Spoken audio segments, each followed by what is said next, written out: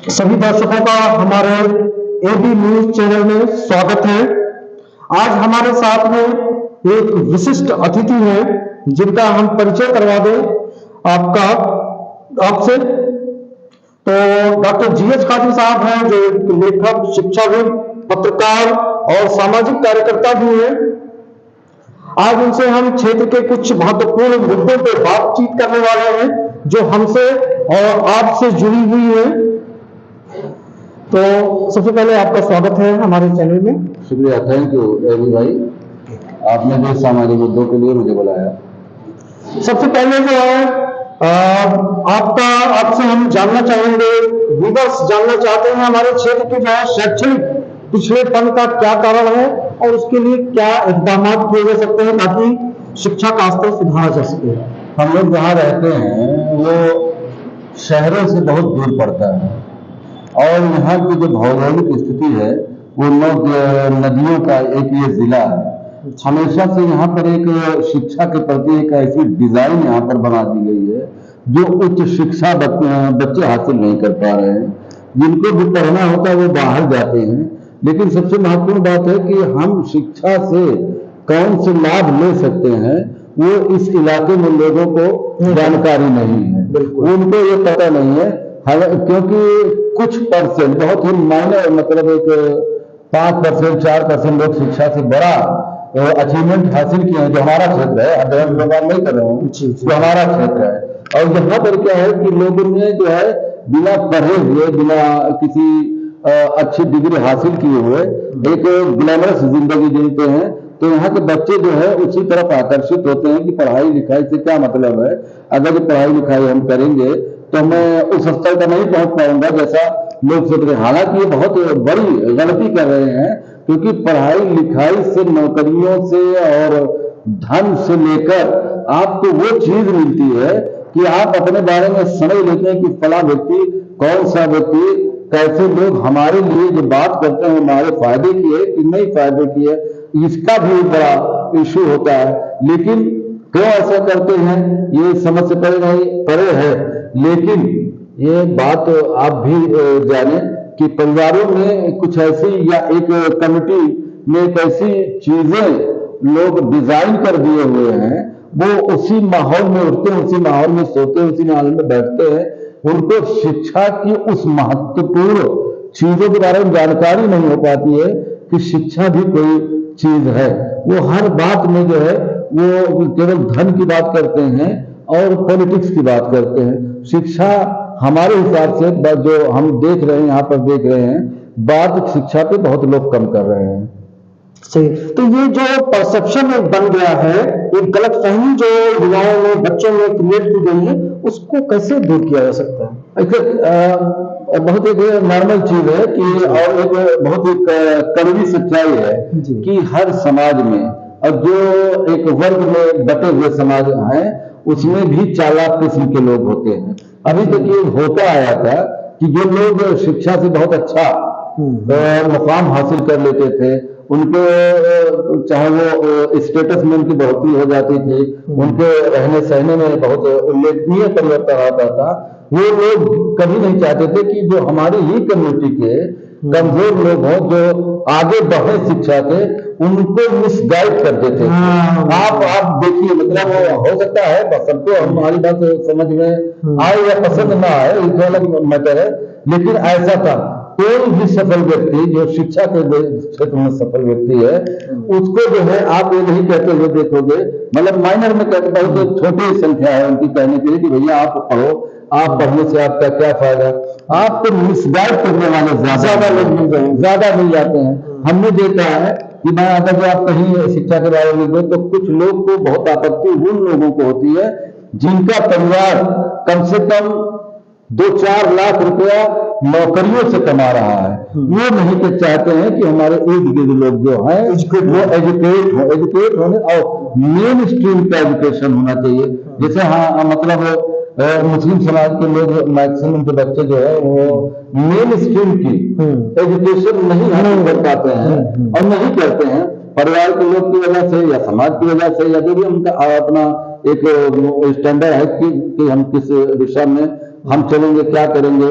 हम नौकरी करेंगे, हम बिजनेस करेंगे, हम कहीं विदेश जाएंगे। उनको ये नहीं मालूम है कि एजुकेशन अगर जो आपके पास रहेगा तो आप गूगल देख सकते हैं, आप फोन पे कर सकते हैं, आप टोल टैक्स के बारे में जानकारी रख सकते हैं, आप विदेश जब जाएंगे तो एयरपोर्ट पे चीजें आसानी से आपके सामने होते हुए जाएंगी।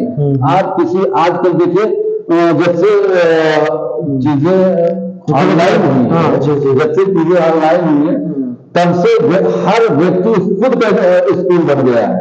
उसको खुद को समझना है, उसको खुद को पढ़ना है, उसको कुछ किसी को पूछना है। अगर आप कहीं आप जाइए नदी एयरपोर्ट पे तो आप किसी के पूछोगे कि हम कहाँ जाएंगे कैसे जाएंगे तो आपको खुद इंफिनिटी कॉम्प्लेक्स का शिकार हो जाएगा। Right right. तो ये ऐसा होता है तो पढ़ना चाहिए बहुत। और मेरा अभी भाई मेरा ये मानना है कि जो कौम किसी भी इंटायर इंडियन पूरे भारतीय जो कौम शिक्षा से दूर रही है उसका भला कभी नहीं हुआ और ना होगा। मेन स्कीम की आप उसमें में आइए कि आपको हम किस रास्ते पे चलना है और आपको यहाँ का जो शिक्षा व्यवस्था है, देश की शिक्षा व्यवस्था किस लाइन की आपको चाहिए।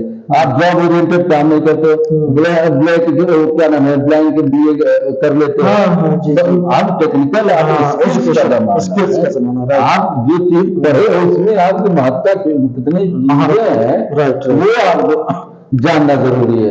आप चाहे जो भी परिवार है वो हमारे हिसाब से जितना खाने पे खर्च करता है, जितना पहनने पे खर्च करता है, उतना एजुकेशन पे भी खर्च करना चाहिए।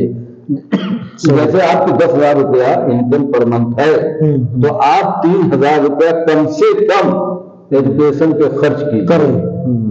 बिल्कुल सही, बिल्कुल सही। अच्छा, एक चीज जो क्षेत्र की जो है सबसे बड़ी समस्या बनती जा रही है, मोबाइल का युवाओं में स्टूडेंट्स में क्रेज बढ़ता जा रहा है, उसके लिए क्या आपके पास में जो है क्या उपाय है, कैसे जो है इससे बच्चों को जो है पॉजिटिव वे में समझाया जा सके ताकि ज्यादा टाइम वेस्ट ना हो उनका।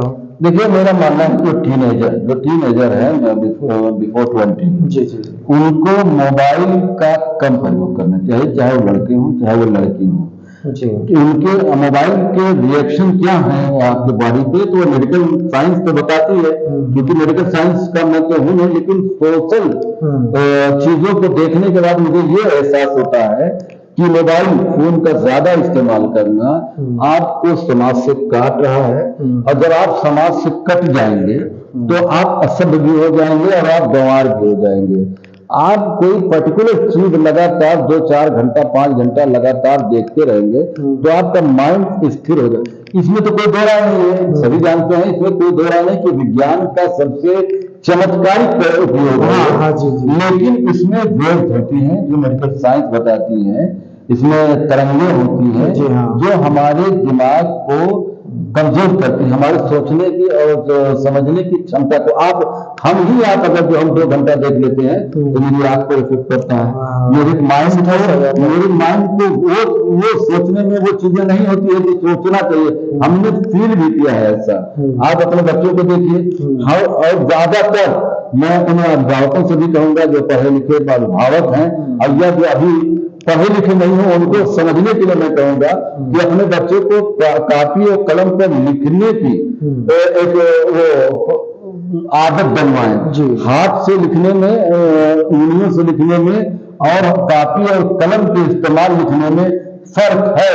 क्योंकि टेक्नोलॉजी है तो सबको उसी में जाना है, लेकिन अगर जो आपको स्किल्स वाला बच्चा अपना आगे ले जाना है, आपको कुछ करना, क्योंकि आपको क्रिएशन तभी मिलेगा जब आप अपने अंगुलियों का इस्तेमाल कर, जिसका डायरेक्ट असर दिमाग पे होता है। आप जब सोचते हो लिखिए अगर जो आप हाथ से और कापी पे, तो आपका दिमाग उससे जुड़ा हुआ रहता है। अंगुलियों जो मोबाइल पे कीपैड पे वो उतना वो नहीं है। अब आज एक नया और हजा के रूप में चीज आ गई है, लोग उसमें बोल बोल कर लिख रहे हैं। बोल बोल लिखने पे आपका जो है वर्तनी ठीक नहीं रहेगी, जी जी, आपका उसमें स्पेलिंग ठीक नहीं रहेगी। तो वो स्पेलिंग जब ठीक नहीं रहेगी तो आने वाले समय में जब आपको कम्पिटिटिव चीजों में जाएंगे आप, तो आपको नुकसान होगा। और ये एजुकेशन जो है वो केवल हाई स्कूल इंटर तक नहीं होनी चाहिए, उच्च शिक्षा भी होनी चाहिए। जैसे परिवार में कोई 5-6 लोग हैं तो एक लोग को तो बना ही देना चाहिए आगे, ताकि उससे परिवार बदल जाता है। तो आखिरी सवाल आपसे ये है कि आपको पॉइंट वाइज 1 2 3 हमें ये बताइए कि हमारे क्षेत्र की शिक्षा में सुधार के लिए 1 2 3 कौन से पॉइंट्स हैं जिसके जरिए जो है हम शिक्षा में सुधार ला सकते हैं।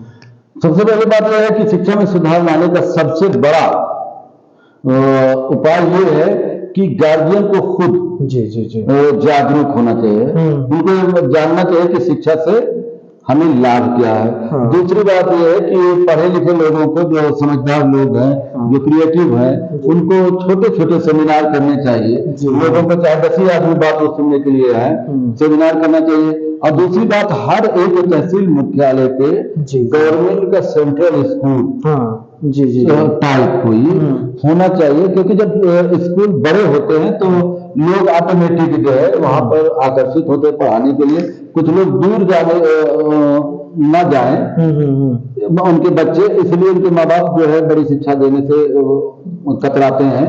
तो लोकल स्तर पे भी होना चाहिए। और सबसे बड़ी बात, स्कूल तो बहुत है, सरकारी हैं, प्राइवेट स्कूल हैं, लेकिन गार्जियन प्राइवेट स्कूलों को एक तरफ ही है, उनका इंफ्रास्ट्रक्चर देख के प्रभावित होते हैं। जैसे कोई बच्चे प्राइवेट स्कूल में पढ़ रहे हैं, जिनके परिवार के लोग भी लगता है कि पढ़ रहे हैं, सुबह से ले जाकर उनको स्कूल ले जाकर पहुंचाना, मिला के पहुंचाना, करना। वैसे तो सरकारी स्कूलों में बच्चों को लिखवा देना, उनके माता पिता जैसे प्राइवेट स्कूल में वैसे जाए। कोई ऐसा स्कूल नहीं है जहाँ पर पढ़ाई नहीं होती है, न पढ़ाई कोई करेगा, सब पढ़वाएगा। तो ये चीजें, बहुत चीजें ऐसी हैं कि जिसको गार्जियन भी थोड़ा सा इसके लिए जागरूक होना चाहिए। बहुत सही। तो ये थे सामाजिक कार्यकर्ता, शिक्षाविद, पत्रकार और लेखक डॉक्टर GH कादिर साहब, जिनसे बहुत ही उपयोगी बातें हुई। निश्चित रूप से मुझे व्यूअर्स से भी उम्मीद है, अपने दर्शकों से भी उम्मीद है, उन्हें भी ये बातचीत पसंद आई होगी। इसी के साथ व्यूअर्स, हम आपसे विदा चाहेंगे, फिर किसी और मौजू पे, किसी और शख्सियत के साथ फिर आपके सामने हाजिर होंगे। तब तक के लिए आप लोग अपना बहुत सारा ख्याल रखिए। जय हिंद, गुड बाय, टेक केयर।